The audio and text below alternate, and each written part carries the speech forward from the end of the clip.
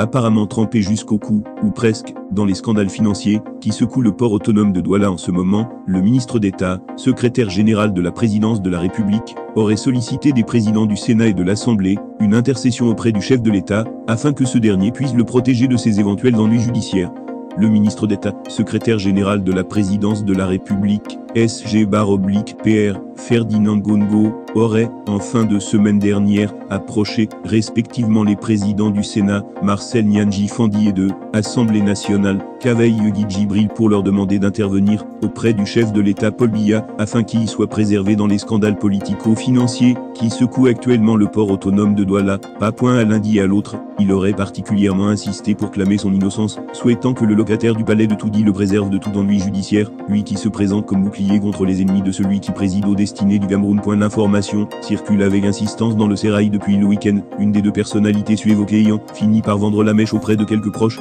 La même, apprend-on encore, aurait bruyamment glosé dans son propre salon, prenant par ailleurs la cantonade à témoin sur le fait que cette démarche semblait un piège, dans lequel on voulait l'attirer dans une affaire dont il ignore tout. Le nom du SG/PR revient en effet, avec insistance, dans le scandale d'État, qui secoue actuellement le pas. Le proche collaborateur du président Paul Biya serait ainsi connu pour avoir, le 13 avril 2018, signé le fameux marché spécial de plus de 26 milliards de francs, au départ, portant sur la sécurisation du périmètre et le contrôle des accès de la place portuaire de la métropole économique. Une prestation que celui qui est présenté comme son poulain, le patron de la dite place, Cyrus Ngou, a pour sa part été chargé de faire exécuter à travers Porsec SA. Il s'agit d'une entreprise inconnue au bataillon, introuvable même à travers Internet, appartenant à l'israélien Safir Tzvi, et qui serait basée en Suisse. Paradis fiscal, l'une des premières et grandes surprises, est contenue à l'article 13 du contrat.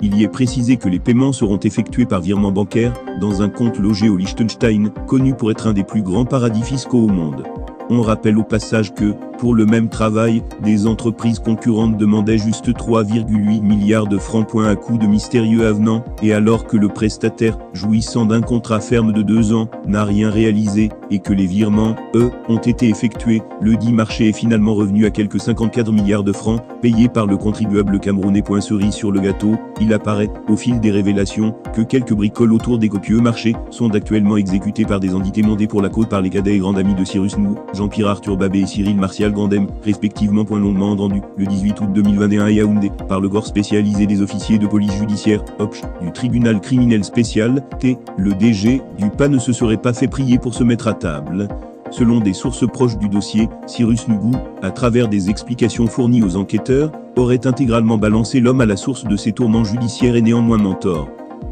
Certainement, la panique présumée de Ferdinand Gongo redoutant les foudres de Paul Biya. Ce qui semble certain, au train où vont les choses, c'est que le patron de la place portuaire, principale porte d'entrée des marchandises au Cameroun avec extension au Tchad et en République centrafricaine, a du mouron à se faire. Et que ceux qui l'entourent, des donneurs d'ordre aux exécutants, pourront avoir du mal à échapper aux foudres présidentielles.